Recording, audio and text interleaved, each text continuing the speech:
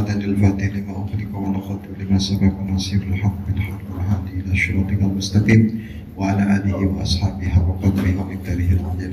اللهم يا فتاح يا عليم افتح علينا بفتوح العارفين، أكرمنا منك بنور الفهم وأخرجنا من الظلمات الوهم وارزقنا فهم النبيين وحفظ المرسلين وإلهام الملائكة المقربين برحمتك يا أرحم الراحمين.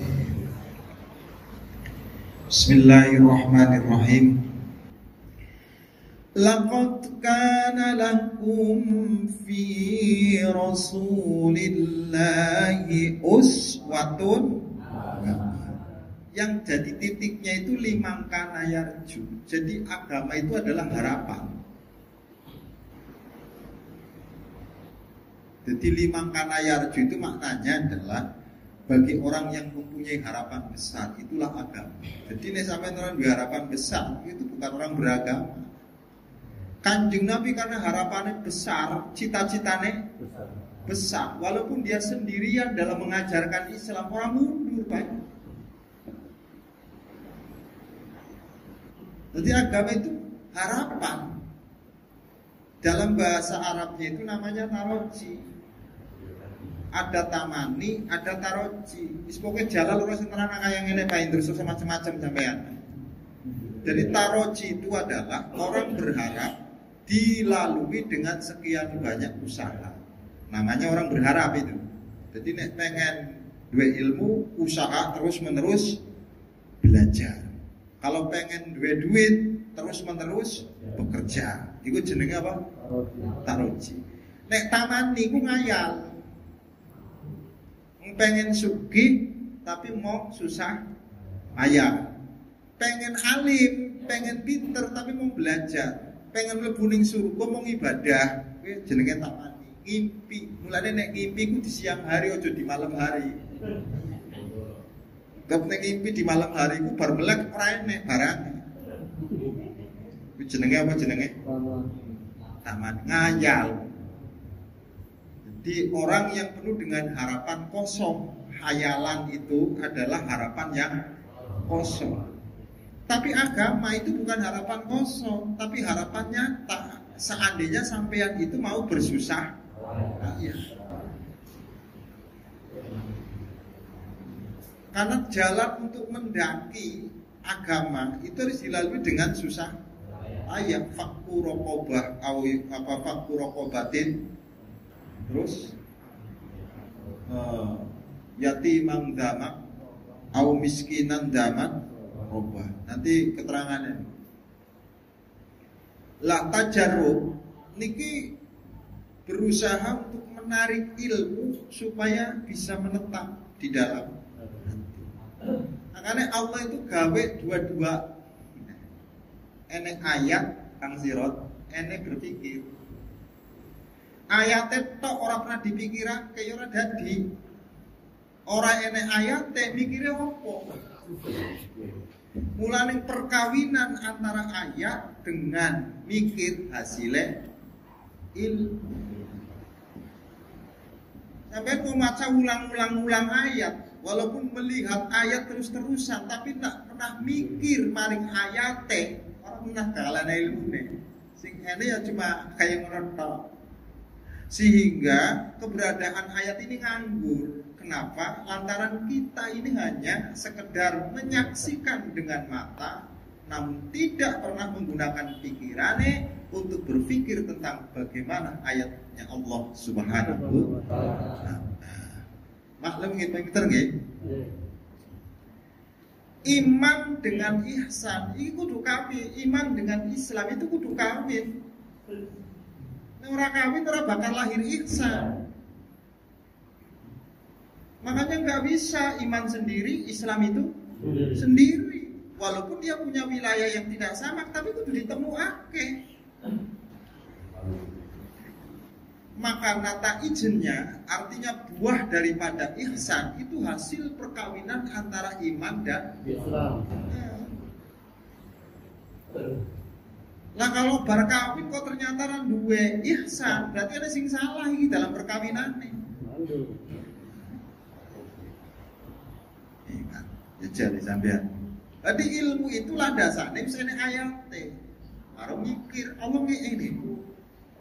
Tapi selama ayat ini hanya dibaca melalui lisan, diulang-ulang, sing ene cuma apal tok tapi orang pernah kena ilmu nih. Jadi hasilnya ilmu itu karena berpikir. Yang dipikirkan itu ayat. Ayatnya Allah bukan hanya Quran saja, tapi semua yang Allah ciptakan itu namanya ayat. Kok sampean takon dalil mana dalil wong kabeh iki ayat. Ini mulane sekali lagi, ojo sing didawakake jenggoten tok. Karena agama itu maju dengan ilmu bukan dengan agama itu hebat itu dengan ilmu. Dicatat tinggi Pak Beni. Jadi agama itu hebatnya itu dengan ilmu bukan dengan jubah. Bukan dengan udeng-udeng kok rumangsamu sing nganggo jubah kaya ngono agamane paling hebat. Jadi ngalah-ngalahna karo sing nganggo baju koko. Seolah-olah ning nganggo batik agamane kurang. Ini kan pekok, Pak. Karena ukuran agama itu bukan letaknya pada sebuah baju namun pada sebuah ilmu. Dan ilmu itu bisa dihasilkan karena pikir. Maka sekalipun ayatnya itu saja, ketika dipikirkan maka munculnya itu berbeda-beda.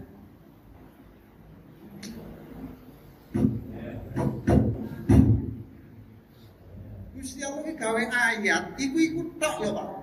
Tapi sesuatu yang tertanam dalam ayat itu bisa bermacam-macam. Iki karo apa kok niki jenenge karo apa? Wal fikr. Fatakunu kal mahzunah indah, maka ilmu itu ibarat seperti simpanan. Jadi sesuatu yang sudah dalam pemikiran, itu ibarat simpanan kapan ditokna iso. Nanti nek ngomongnya enak wae kan wis ning kene. Ya. Cuma sampeyan duwe ATM tapi ora ning mahzunai. Ora duwe simpenan kanggo opo sampeyan? Aku dua simpenannya disit Kang Sirot. Lah ilmu yang masuk itu namanya mahzunah. Apa namanya? Mahzunah. Lah itu dihasilkan melalui pemikiran, kolaborasi, perkawinan antara ayat dengan akal. Ketika sudah dikawinake, lahir ilmu yang mahzunah. Kapanpun bisa dikeluarkan ketika kamu mau butuh. Karena ada simpanan nih. Kalau ATM untuk orang ini,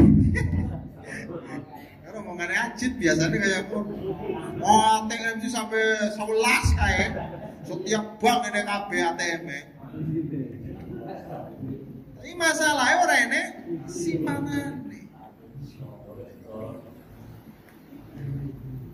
Maka ilmu ini karena itu adalah sifatnya mahzunah, tergantung mahzunahnya itu yang disimpan itu banyak atau sedikit. Ketika yang disimpan itu adalah banyak, dia nggak pernah habis walaupun selalu dikeluarkan. Lah iki sing bahaya iki loh. Sorene simpenane nyampe aku gawe ATM tok. Iki kira-kira masuk apa ora, Pak? Orang mlebu ya berarti ya sebalik wae kan ngaji kaya gitu. Pak Indro ngono lho, apa mlebu orang mlebu masuk wae. Aku masuk kene ngendi ya gak ngerti. Ya. Paham nggih? Kopi yo masuk, cuma kan dia cuma kene ning mulut ku sak kok ning kuping, kok yo kuping ngene bolongan iki kok. Ya kalau masuk ning kuping mbakmu kuwi. Ya Allah.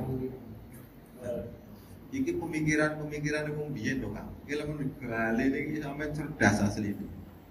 Mahzunah, apa namanya? Fa idza sya'a raja ilaiha. Kalau dia berkeinginan yang metu akeh, kalau sene simpanane. Maka dijajal ning endi wae ora pernah grogi. Aek ngono. Lha sing kadang-kadang iki yo ngarep ngomong bolak-balik. bulet teh masya. Wahaluhu halul hadik bil kitabah. Keadaannya itu seperti hanya keadaan orang yang cerdas. Orang yang tulisannya tapi iso moco. Seandainya suruh nulis pun bisa, sekalipun tidak ada tulisannya, karena ilmunya bisa nenek. Sampai mau nulis alhamdulillah itu bisa, karena tulisan alhamdulillah itu sudah disimpan dalam rekaman pikiran Anda. Tangan tinggal menggerakkan. Kenapa Anda tidak bisa menulis? Karena orang yang rekamannya iso ngucap tok tapi ora di mulane ene wong iso maca tapi ora iso. Kenapa masalahnya? Sampeyan wis maca kan sallallahu alaihi. Nek suruh nulis iso? Iso? Bisa enggak kira-kira? Tak iki. Anu tong lur papan tulis dites iki. Ini kan untuk membuktikan makzunah atau tidak. Kalau yang tersimpan itu walaupun tidak ada tulisannya itu sudah bisa dibayangkan. Sehingga ketika suruh nulis ini tangan ini bergerak sendiri, lancar. Makanya ada orang menulis tanpa melihat karena sudah ada makzunah.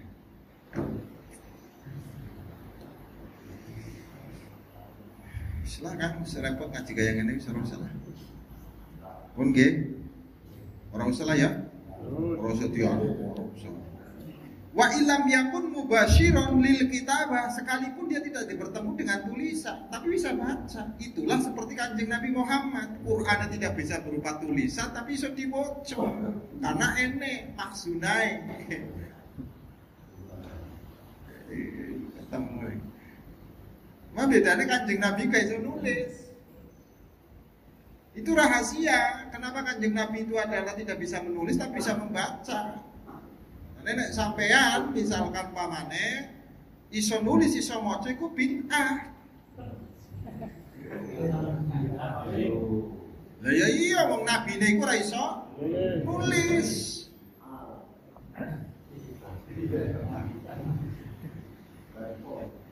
Lah di dunia Arab itu dulu, itu kalau tulis menulis itu dikatakan aib. Makanya ada yang namanya penyair Imri Ilqais, itu kalau menulis itu nyumput-nyumput Pak, karena ketika ketahuan itu dianggap sebagai aib. Lah orang Arab itu hafalannya luar biasa, cepat dihafal. Nah sampai lo niru, karena ning kono mangane karo ning kene iku beda. Lah kita ini kadang hafal tapi gak bisa merekso. Akibatnya itu hafalannya cepet, hilangnya juga alhamdulillah. Sehingga atas namanya tahfid giliran balik kurang 14. Karena kan apanya waktu ning kono tok. Jenenge hafid itu adalah menjaga itu supaya tidak hilang. Jadi sejak kapan jenenge tahfid itu dimaknani hafalan? Aku kadang-kadang. Jadi Quran itu tidak akan pernah hilang karena sudah ada tulisan. Ketika Quran itu mengandalkan sebuah hafalan, kemungkinan bisa hilang karena daya ingatnya manusia itu akan dibutuhkan tulisan sebagai bukti otentik. Kalau Quran itu tidak akan pernah hilang. Mengulum biar ini hafal alfiah iki yo. Meneh berbalik pondok misalkan durung duwe pegawean terus kemudian nikah, wah hilang kabeh tenan. Semikirannya duitnya hilang. Pernah di zaman wajib masalah itu. Jadi pernah ngeblank, ilmu itu habis semua. Ini makanya sampean ngaji ini dalam rangka projaha ilaiha untuk mengembalikan. Lane piye-piye iki walaupun amplop titik kudu ditekuni kula.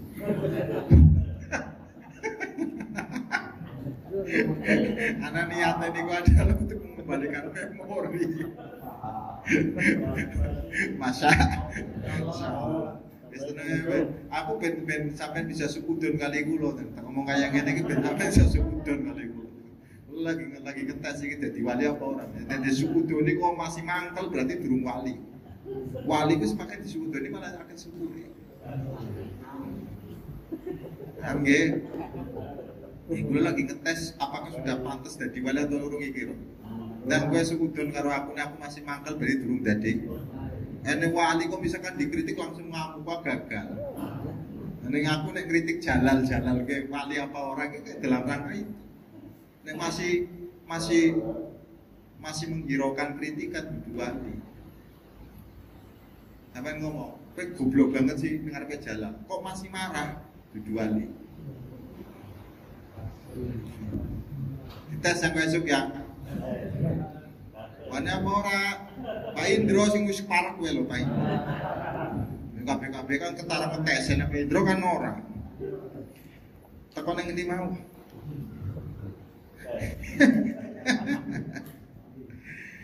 Walakin fi hadhihi darajat iki maratibun. Jadi derajatnya manusia dalam berilmu itu bertingkat-tingkat antara satu dengan yang lain itu tidak sama. Tergantung daya simpannya. Podo-podo nyimpen ning bank, tapi kan ada sing nyimpene. Lagi ya ada sing nyimpen titik-titik ngambil ora petake. Sok-sokan ngantri ning ATM, jukute 50. Bisa ngetarani iki berarti ning tabungane.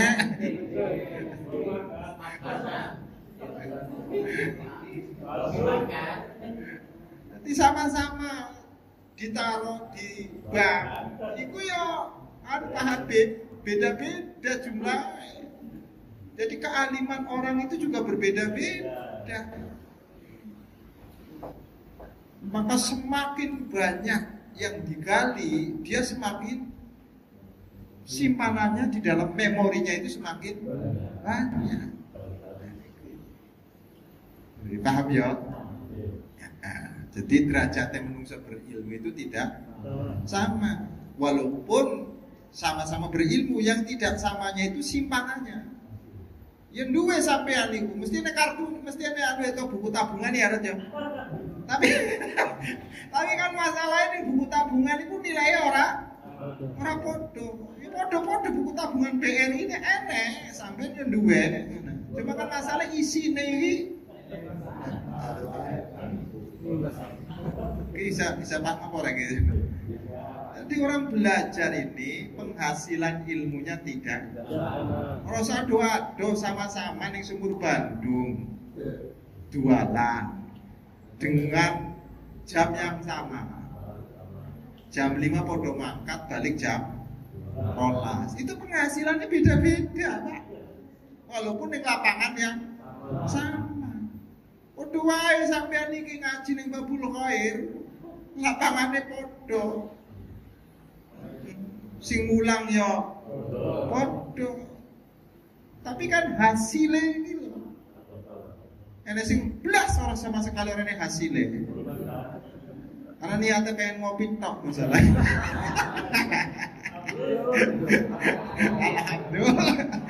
Alhamdulillah, Ya harus serius-serius kangen ya. Wis pokoke kula manut mono karo ulama ngono wae sampe. Wis bodoh-bodone kula nek manut karo ulama ya selamat ngono wae. Ora usah mikir sampean malah. Ora usah mikir sampean. Cukup kula mawon sing mikiri. Makanya supaya kula kawet mikire, kuat mikire, ya sampean kudu mikirake juga.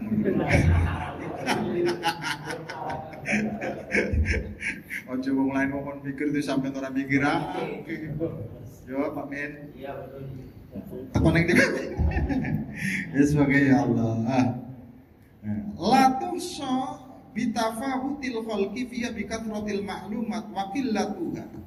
Ada yang mendapatkan informasi ilmunya sedikit, ada yang banyak. Jadi bukan masalah kitabnya yang banyak, percuma kita banyak juga nih orang sedih bocor. Jadi hasil bacaan yang banyak inilah yang akan menjadi pengaruh berbeda antara satu dengan yang lain. Paham nggih? Wa bi tariqi tahsiliha. Kemudian cara menghasilkan ilmu itu juga tidak sama. Ada sing cepet paham, ada sing kudu diulang-ulang. Shot. Shot ini sing makharijul huruf itu begitu diulang langsung. Itu jenenge tahsil, thoriq tahsili kan. Cara menghasilkan ilmu ada sing cepet, ada sing ada yang S1 aja ditempuh hanya 2 tahun, 3 tahun. Ada yang sampai 8 tahun belum. Itu kan karena jadi kecerdasan manusia itu berbeda. Maka daya tangkapnya iki ene sing cepet, ene sing nggak tahu iki termasuk sampean sing gadri sing cepet apa sing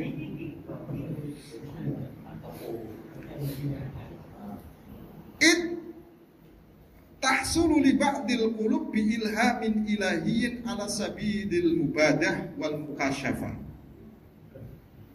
Karena gini, sebagian hati kita ini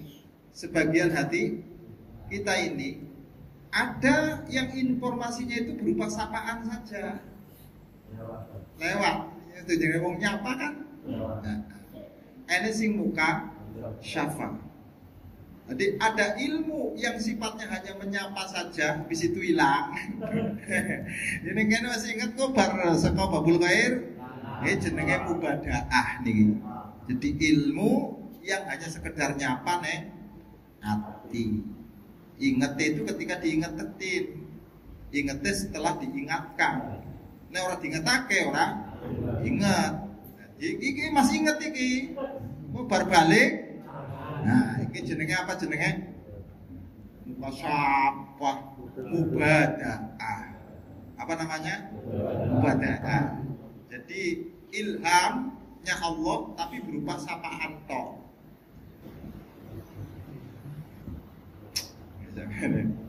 Akan disebut dengan bisikan. Apa namanya? Namanya? Bisikan itu modelnya Kang Sirot. Itu macam-macam. Satu namanya hadis. Catat kan. Ngaji. Hadis itu adalah selayang pandang yang selalu kadang-kadang hadir di hati, habis itu nggak ada lagi. Ini jenenge. Jadi hembusan yang muncul dalam hati, namun tidak melekat, hilang. Ini jenenge hadis. Yang kedua namanya khawatir, yaitu lintasan hati atau suara hati, dia nggak langsung hilang, netep dhisik, tapi ora diopeni mesti itu di atas hadis. Di atas apa? Hadis. Yang ketiga namanya hadisun nafas, suara hati. Lah ini hasil dari khawatir yang dikembangkan sehingga menjadi suara hati. Lah suara hati ini itu gak iso Pak. Ditulis gak iso, diomongin gak iso. Karena kalau sudah ditulis itu bukan suara hati lagi. Oke. Jadi suara hati kayak mana? Suara itu nyanyian salah itu.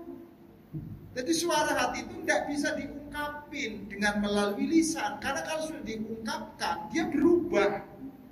Sudah nggak murni lagi menjadi suara hati. Ketika ditulis bukan lagi suara hati. Terus bagaimana? Lagi podo karo kalame Gusti Allah, la harbun wala sautun. Kalamnya Allah itu tidak berupa huruf, tidak berupa suara. Terus gimana? Oh, suara hati kita aja nggak pernah tahu kok. Apalagi kalamnya Gusti Allah. Ngerti apa lagi? Kalamnya Allah itu tidak berupa huruf, tidak berupa suara. Kayak mana? Lah, kita itu punya suara hati. Itu kalau disuarakan melalui lisan, itu bukan lagi suara hati.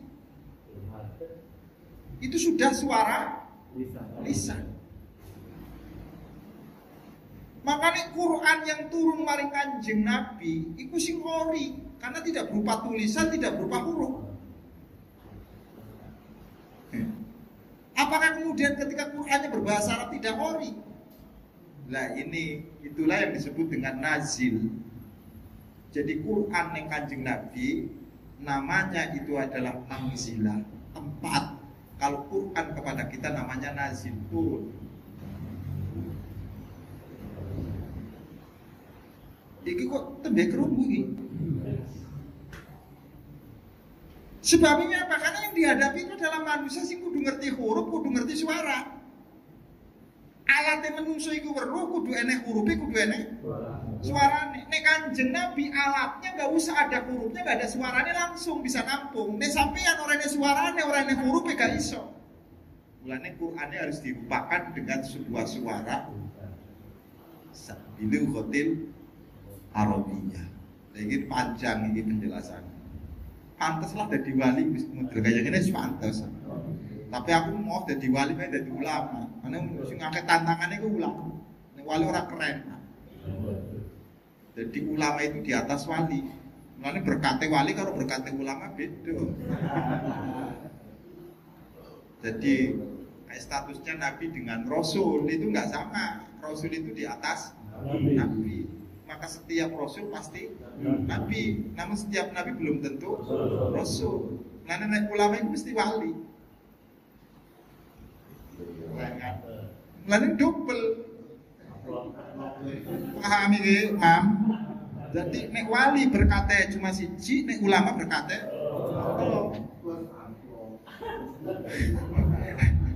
karena gelarnya nek kali, Pak. Setiap ulama itu mesti wali, tapi walaisa waliin. Ane oleh sebab jatai berkata siji yo. Lah sampean iki ngerti agama itu bukan dari wali, dari ulama. Sayangnya Wali Songo itu terkenal kewaliannya, bukan terkenal keulamaannya. Padahal dia seorang ulama, bukan hanya sekedar wali. Akibatnya karena sampean itu terkenal dengan kewaliannya, kecenderungannya sampean maring karomai, orang maring mikire. Ini sengaja dibuat oleh tentara Belanda supaya manusia Islam, Muslim di Indonesia gak usah mikir, cukup kagum sama karomai tok. Karena sampean itu hanya kagum karo Sunan Kalijaga. Tapi bagaimana Sunan Kalijaga itu dalam rangka mengajarkan Islam, kan orang pernah sampai merui. Sama dengan sampai baca manaqib, kagumnya karo metok. Tapi ketika sampean membaca pemikiran Syekh Abdul Qadir Jailani, Anda tidak akan pernah kagum sama karomanya Syekh Abdul Qadir Jailani. Tapi yang Anda kagumi itu adalah pemikirannya, karena pemikirannya itu selalu relevan dengan keadaan zaman apapun. Nah, aku paling suka itu membaca pemikirannya Syekh Abdul Qadir Jailani, Fathur Robah. Enggak seneng macam manaqib. Karena wis duwe karomah ngaku. Wah kan diwaca manaqiban, terus tumpengan wae. Rai-rai tumpengan sampai.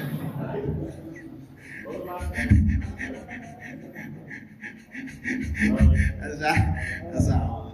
Potongannya Pak Min kan rai tumpengan.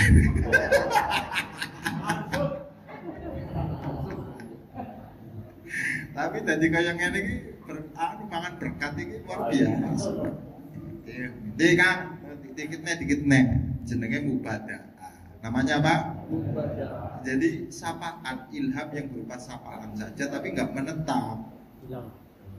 Ini kan kadang-kadang lintasan itu kan enak tuh sampean pengen api. Itulah hakikat manusia sesungguhnya. Namanya munafa. Kalau sudah pengen maksiat, itu sudah menunggu ini. Itu namanya adalah bisikan setan. Ini tembe ngaji anu kan, suruh ngaji mengko sampean iki ning bab ajaibul qalbi ini. Ini baru mukadimah hati loh sampean. Soro sampe degedeg paidro. Oh ngedeng-ngedeng kan anak kalane mumet, anak kalane ora paham. Karena ada mau ngedeng-ngedeng ini bisa jadi gak paham, bisa jadi kagum. Lah iki aku lebih percaya karo Pak Min, ngedeng-ngedeng Pak Min ini. Ini ganti-ganti Pak Indro, nah masuk. Paham nggih? Wal mukasyafah. Kemudian ada jalan ilhamnya Allah itu yang membuka sekian banyak takbir. Sehingga pengetahuan Nabi kepada Allah itu namanya mukasyafah. Hijabnya dihilangkan semua. Mulanya Nabi kok ora ana keraguan. Ilmunya adalah qat'iyun, pasti. Tapi ilmu kita ini itu hanya ilmu dugaan. Maka selama ini nanti kita ini adalah sudah benar atau belum ditentukan setelah mati, baru tahu sampean benar atau salah.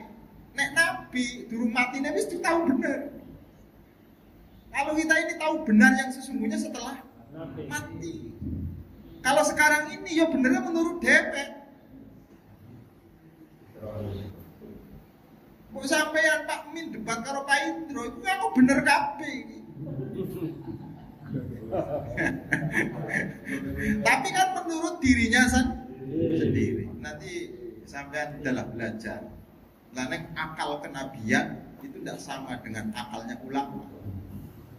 Sehebat-hebatnya ulama niku mboten saged nglampaui kenabian. Iya. Mulane nek manaqib Syekh Abdul Qadir Jailani itu perlu dikritisi niku Kang Iso. Jadi ketika Kanjeng Nabi Isra mau naik ke langit 7, tiba-tiba ada tangan kanggo dadi panjatane Kanjeng Nabi takon man huwa sapa kowe? Ana min ummatik. Aku itu adalah dari umatmu.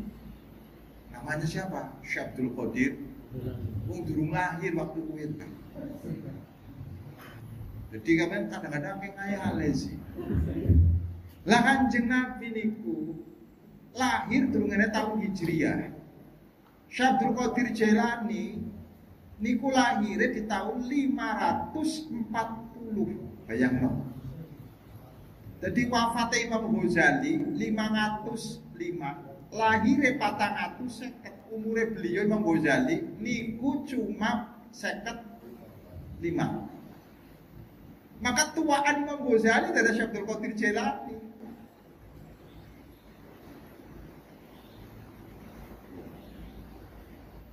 Ini secara keilmuan yang hebat Imam Ghazali.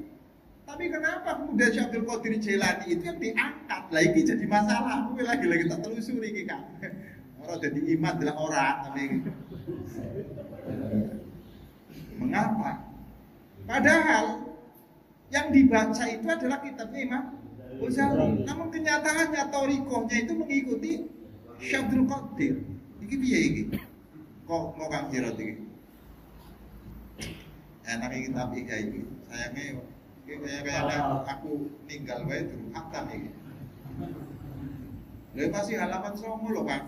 Halaman 8 dulu. Sementara halamannya sampai piro Kang iso iki? Jadi halamannya kira-kira pas enggak saya umur iki.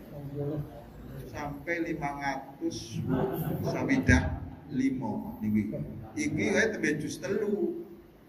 Durung jus apa? Kulo berharap ini sederenge khatam kulo munila. Karena bagaimanapun juga akan dihukumi itu masih belajar karena belum khatam. Jadi orang-orang malaikat itu masih belajar belum khatam. Sampai tak kurung dhewe. Lah nek kulo ngarep-ngarep ya Allah sedurunge khatam, tulung kulo dipanggil kali jenengan. Lah nek sengaja ora khatam-khatam meno ben. Jadi yo diakali, malaikat itu diakali sampai ini ngakali malaikat gepuk sekali ya. Ini kah mau nikah? Ini jenenge muka syaraf. Wali ba'dihim bita'allum waktisa. Maka ada sebagian yang bisa menghasilkan ilmu dengan usaha selain Nabi loh ya. Kemudian dengan belajar lah. Waqad yakunu syari'ul husul, waqad yakunu bati'ul husul. Dalam sama-sama belajarnya ini sing cepet nangkape, ini sing bati. Bati ini tunduk. Tapi rata-rata yang jadi orang besar itu sing bati'ul husul. Kenapa? Karena biasanya kesombongan. Direncang-rencang kula niku biyen niku ning Lirboyo niku bodoh-bodone pol nek hafalan niku mesti ngadeg. Dadi kayak gede-gede, Pak. Lah aku sing ngapalane cepet durung gawe pondok. Lah ternyata kesuksesan seseorang itu dalam masalah harta atau dalam masalah jabatan itu bukan ditentukan dengan kecerdasan. Jarang orang yang cerdas itu menjadi pejabat. Orang cerdas itu mikir ilmu terus. Nah, nek pejabat mau ilmuwan, orang dadi. Mulane piye-piye sing jenenge pejabat kudu sing duwe EQ-ne niku di atas di bawah rata-rata. Termasuk anggota dewan ora cerdas-cerdas. Tapi syaratnya ilmuwan kudu cerdas. Lagi masalahnya DPR itu membuat undang-undang sudah batiul husul tanpa konfirmasi dengan ilmuwan. Akibatnya kacau undang-undang dikaji. Jangan dipikir Pak Jokowi itu cerdas, mendandol kayak ngomong. Wong kuliah ini UGM, niku mboten terkenal kecerdasan. Lalu bersyukurlah Anda yang tidak cerdas punya kesempatan menjadi pejabat. Lha kados kula niki sing wis kadung cerdas amil, Pak. Itu lalu wis kayak ngene pastilah pasti punya kesempatan jadi RT wis to.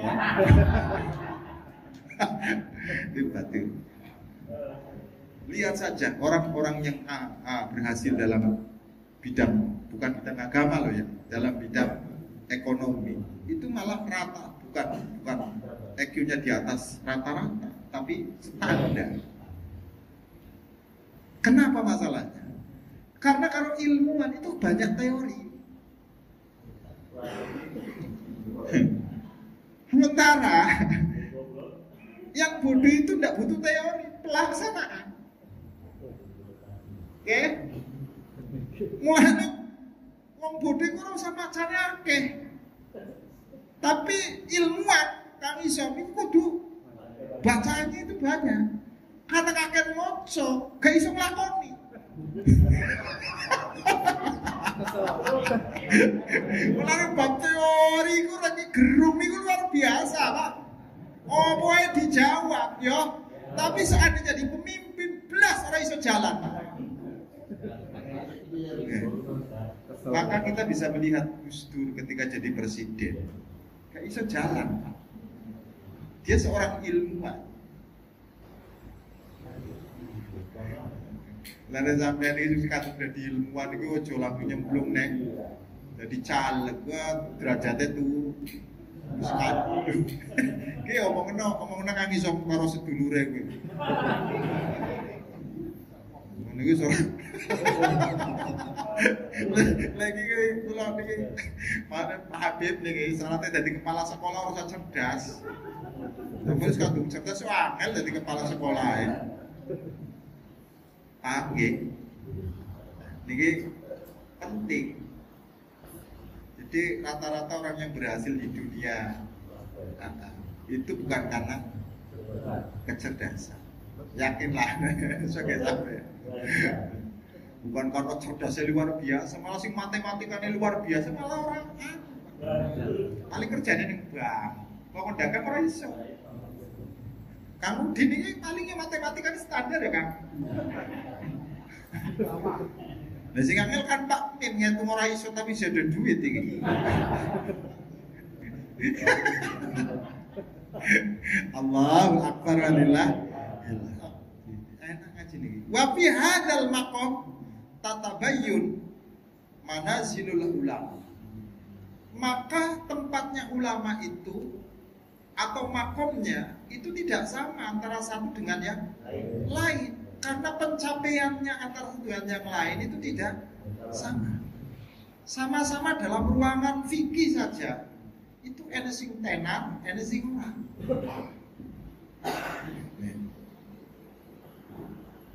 Jadi Imam Syafi'i ini gadah murid jenenge Syekh Nawawi, bukan Syekh Nawawi Banten. Lah Zakaria An-Nawawi ini bukan Zakaria, namanya Zakaria An-Nawawi. Niku gak ada murid yang paling tenar, namanya Al-Imam Romli, bukan Kang Romli ini yang sudah meninggal. Kemudian Imam Syafi'i itu gak ada murid jenenge Imam Rafi'i. Dari sekian banyaknya muridnya Imam Syafi'i, sing tenar niku cuma kali lho Pak, Nawawi karo Rafi'i. Mengko Rafi'i ini gak ada murid itu banyak, tapi yang terkenal itu hanya satu, Ibnu Hajar Al-Haytami. Sama-sama dalam bidang fikih itu fatwanya nggak pernah ketemu. Sama-sama dalam bingkai madhab Syafi'i, namun fatwanya itu selalu benturan. Iki sing pernah maca kita sampai pernah maca ya wis mantuk-mantuk wae. Dan iki untuk menjelaskan manazil. Apa namanya? Manazil.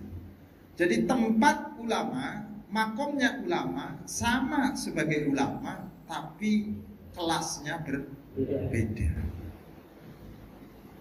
Karena pengetahuannya yang tidak sama. Paham nggih? Paham ya? Jadi ulama niku mboten sama. Artinya kelasnya. Wal hukama ahli hikmah. Itu banyak tokoh-tokoh tasawuf. Tapi sing luwih terkenal iki kan, sing luwih makom sing paling terkenal Syaikhul Qadir. Padahal sedurunge niku enten kelas manusia luar biasa namanya Hasan Al-Basri. Tapi kan enggak tenan. Itu min jumlatin tabi'in. Min jumlatin tabi'in setelah sahabat. Maka secara garisnya itu lebih dekat kepada Rasul Hasan Al-Basri. Ja'far As-Shadiq. Ini yang menjadi madhabnya orang Syiah.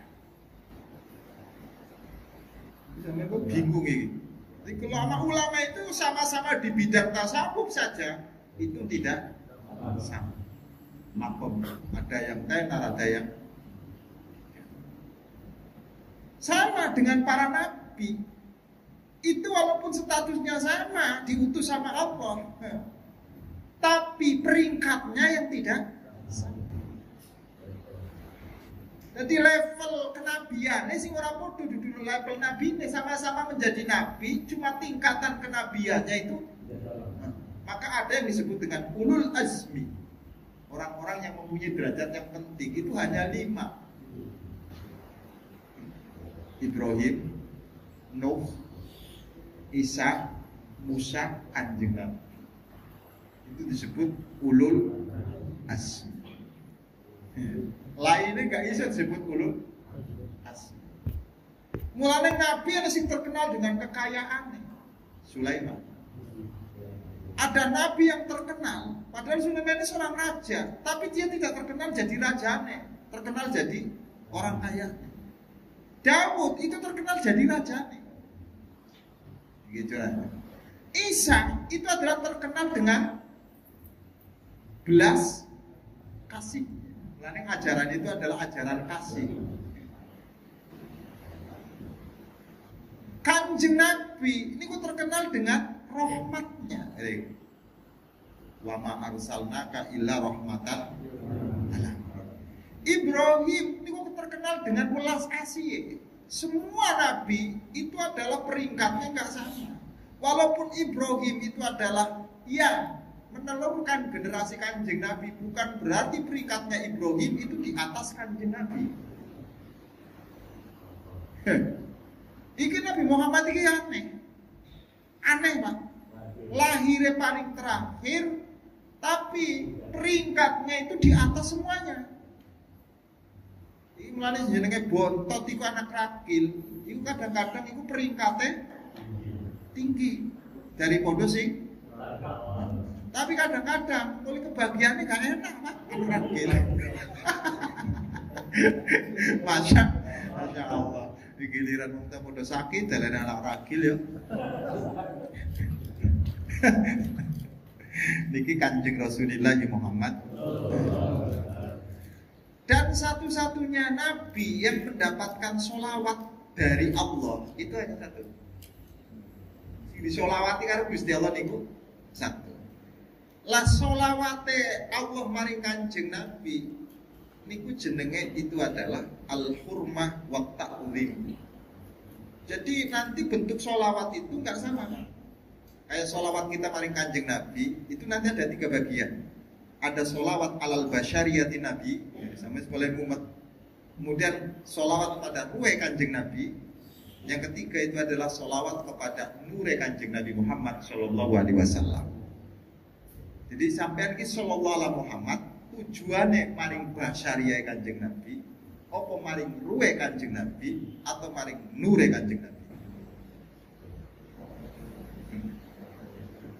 Umat ya Pak Indro.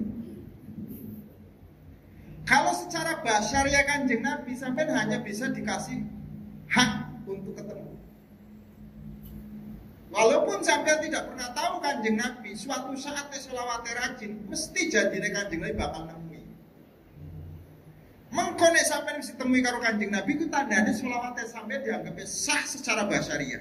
Tapi ini belum pernah diketemui, berarti selama ini sampai tidak pernah sholawatan. Wis pernah ketemu karo Kanjeng Nabi ngimpi?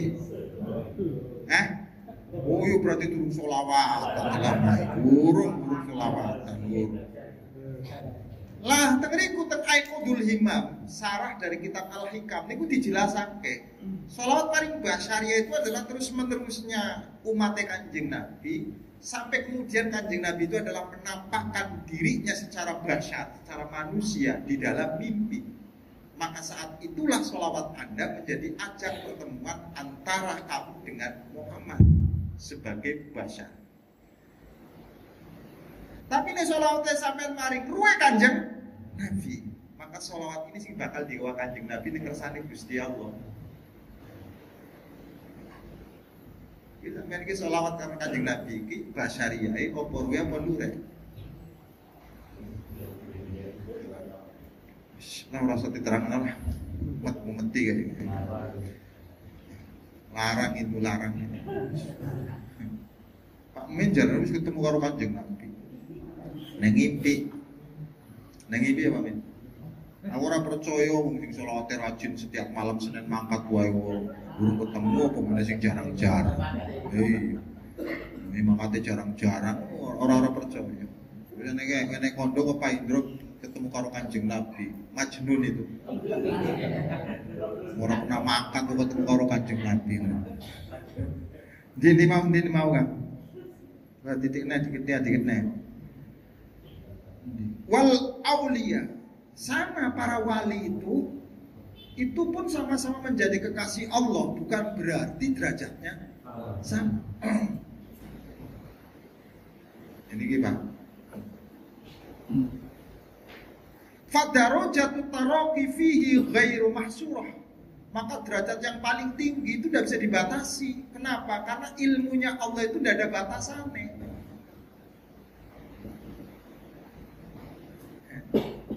Jadi manusia itu kedekatan terhadap Allah itu tidak bisa dibatasi. Kecuali kalau Allahnya terbatas. Maka kedekatan manusia punya batas dengan Allah. Yang membatasi kan Anda karena tidak ada kesanggupan untuk ke sana.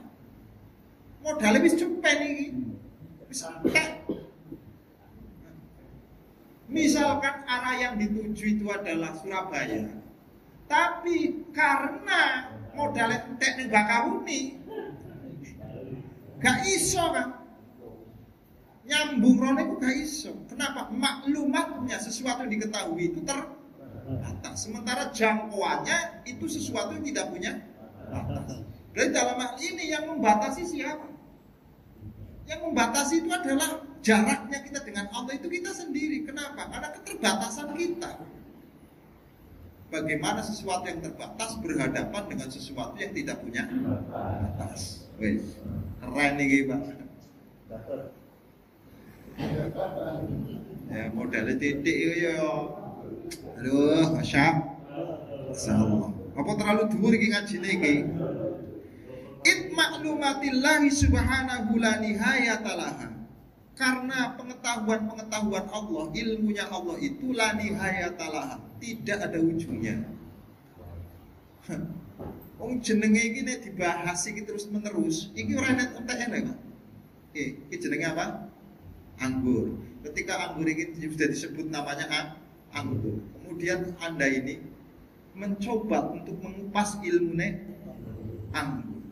Unsur apa yang ada pada anggur sehingga ada rasa manis asam? Oke, apa fungsinya kulit yang ada pada anggur?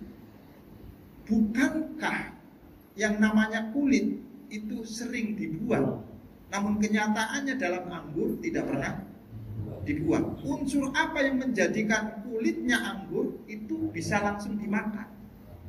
Bandingkan dengan salak. Ini sebenarnya paham ya? Paham nama boten ini? Paham? Semakin dibahas itu tidak pernah ada habisnya. Karena ilmunya itu baru terus, Pak. Yang membatasi ku sampean. Bukan di sini tuh ilmunya telah habis. Cuma keterbatasan kita di dalam membahas. Semumet iki solo bahas. Lah nek kadung sampean wis mumet, ngajine dibatasi. Wis padha mumet to, Pak? Karena sebab nek diterusake melas iki wis padha. Ojo sampai aku ini ngadepi wong mumet iki. La ilaha illallah Muhammad Rasulullah sallallahu alaihi wasallam. Paham, Pak? Ya Allah, ya Allah, ya Allah. Disinilah hebatnya Allah. Tidak pernah ada habisnya. Jadi sampean ora usah iki sing ngomong kan sampean. Alam ini kalau sudah rusak, ya kan? Seandainya alam ini sudah habis, apa jenenge? Sumber-sumbernya, pasti Allah akan mendatangkan sumber yang baru yang tidak pernah dikenal oleh manusia. Jangan pernah katakan bahwa alam ini bakal habis. Wong ini ada ciptaan Gusti Allah. Sampai aneh sing batesi. Sok-sokan.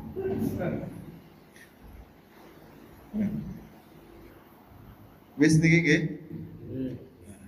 Maka supaya sampai ning titik niki mau ngaji ki durung titik iki bahaya niki. Di mau kan. Wa aksarut bi rutbatun nabi. Yang paling mentok kedekatan atau derajatnya manusia kepada Allah paling mentok iki, sing paling wis hebat-hebate menungso dekat maring Gusti Allah niku nabi. Jadi sepokok-pokoke nabi dikatakan pokok niku ora duwe umat. Lu tinggi lho, Pak. Iku umate bojone karo anake tok. Bayangno, cuma 3. Iku luwih hebat daripada Syabdul Qadir Jailani sing umate ning Indonesia. Ora nek kelase, ora nek bandingane karo Nabi lho. Apalagi karo Muhammad Kupro.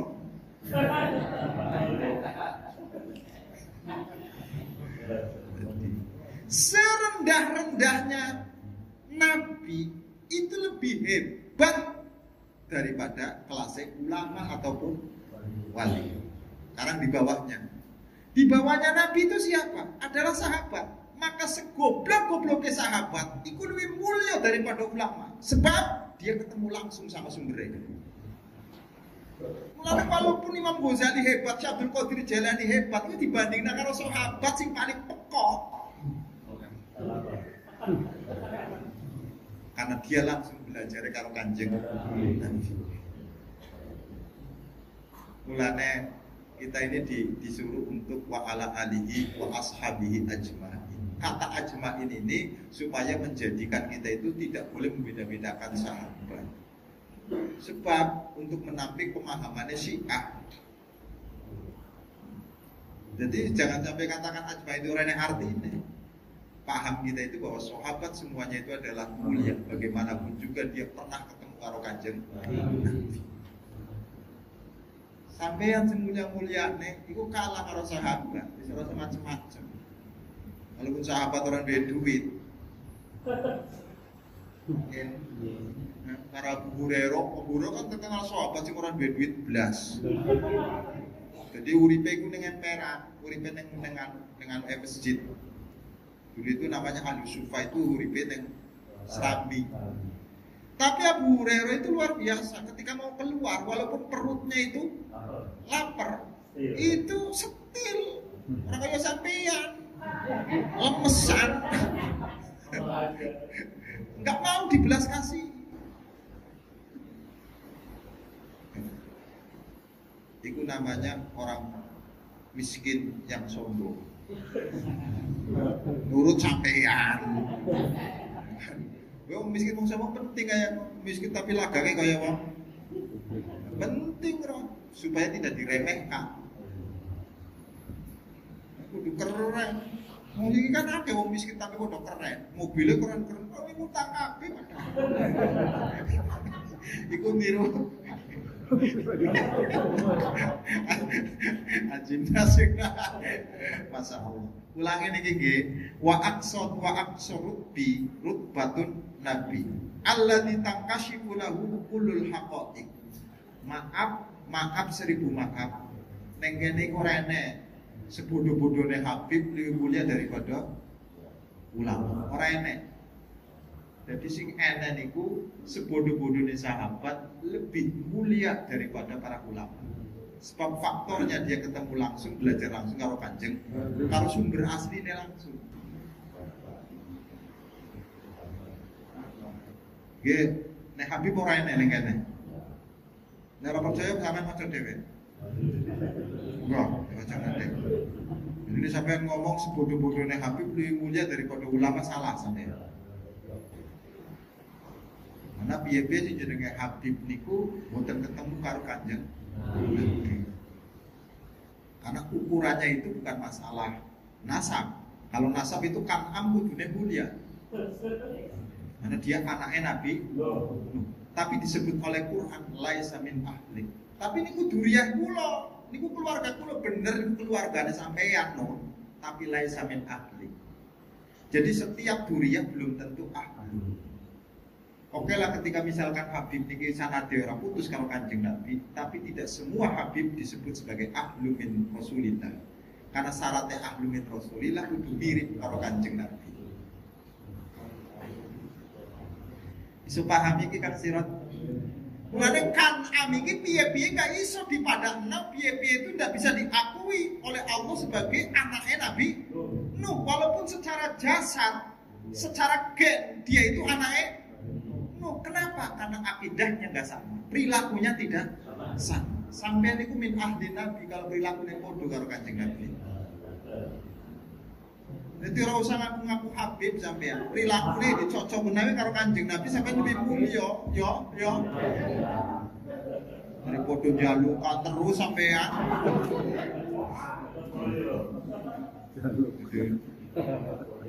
Kanjeng Nabi ku ndak pernah meminta. Dia tidak pernah menolak ketika diberi. Terus syaratnya Nabi ku jadi nabi, ini kriterianya. Dilarang menerima sedekah. Tapi hadiah boleh. Padahal kan bedanya tipis. Mulane nek Habib kok njaluk sedekahan terus. Iki gak padha karo tingkahe Kanjeng Nabi. Karena yang namanya sedekah itu kadangnya namanya meminta. Tapi kalau hadiah itu nggak meminta, dikasih. Ini bedanya. Dia bagaimanapun dikasih derajatnya masih tinggi. Tapi kalau sedekah semakin dikasih semakin rendah sampean. Lane sebisa mungkin ulama itu juga akan jaluk. Babnya jaluk terus yang kayak angel orang jaluk kok sampean ora perasaan.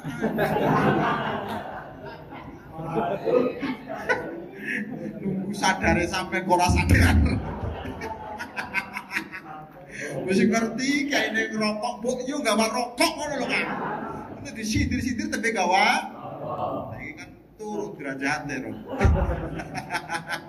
Tapi piye-piye wis sampean untung aku dudu nabi. Jadi iki enak. Untuk membedakan panas. Jadi nabi ku ora oleh jaluk. Jadi sodako itu bagian dari minta-minta itu tidak boleh. Tapi kalau hadiah karena pemberian. Nanti Kanjeng Nabi ku sering menerima hadiah walaupun dari Kaisar Romawi. Tapi nek jaluk derajatnya turun. Nanti ini salah satu untuk mengukur siapa yang Habib yang sesungguhnya. Tapi kok njaluk arep kaul njaluk sumbangan. Lah wis ora dadi kan. Ora dadi. Malah kudune Habib iku sing nyediaken terus ngundang sampean mau pada makan. Wong mangkat. Pak Indro sing kaya ngono iki deh.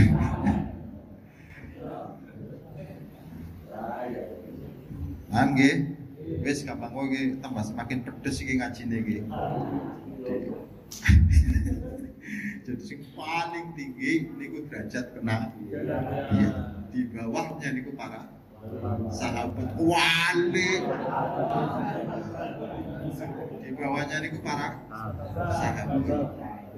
Nah, di bawah para sahabat niku ilmuwan atau yang disebut dengan ulama. Baru wali niku kelas nomor 4. Itu pun kelasnya wali iso dikalahno karo ibu kita. Maka sehebat-hebatnya wali itu dongane masih kalah dengan ibu kita. Keren. Nanti sampai ibu ini keren. Surga di telapak wali. Macam-macam sampai ini. Wes kok gampang ngajine ngono. Rumah sana wis nganggo teken iki hebat. Masih kalah karo ibune Sirat Jid.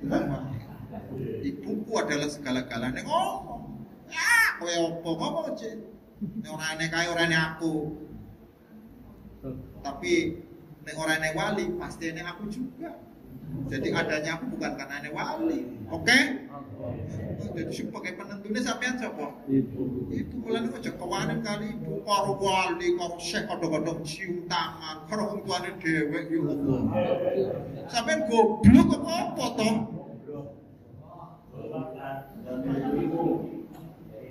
Dengan orang yang benar-benar mulia bahkan disuruh sama Quran itu sendiri memuliakan orang tua kamu gak jalani, sing ora disuruh karo Quran malah sampean. Wong tua arep teko dari jauh-jauh nggak dipersiapkan. Tapi ketika guru mau datang, ini kan kurmah yang kebalik. Paham? Nek guru itu tinggal ngerusake sing babat alas niki. Hah? Nek piye-piye sampean kudu hormat karo wong tua, dahulukan hormat kepada orang tua. Sisai gua aku. Tadi tolong disisai. Ojo ditekna kabeh karo wong tuwa, dadi tuku rokok iku telu. Kadang-kadang tuku rokok cuma siji tok lah iki. Pun benten mawon mugi-mugi mawon manfaat di dunia wal akhirah. Wis mugi-mugi kula wali panjenengan termasuk tiyang ingkang selamat dunia akhirat. Ora usah sampean geger-gegeran masalah nasab sing perlu diurusi nasib urusan nasab. Cuma sampean bahas nasab tapi nasibe semoga penting sampean nasib ya. Alhamdulillah. Semoga yang penting mikirin nasib pacri urusan macam-macam. Dan mudah manfaat di dunia wal akhirah. Allahumma hadina syirat Allahumma hadina siratal mustaqim siratal anbiya wa hadin siratal anbiya wa sayyidina Muhammad. Allahumma asghil jawarihana bi ta'atika ya Allah, wa qulubana bi ma'rifatika ya Allah, wastaqil bi dzikrika fi lailina wa fi naharina wa fi tuli hayatina, wa alhiqna bis sholihin. Sallallahu alaihi wasallam Muhammad nabiyil ummi wa ala alihi wasallam. Alhamdulillahi rabbil alamin. Assalamualaikum warahmatullahi wabarakatuh.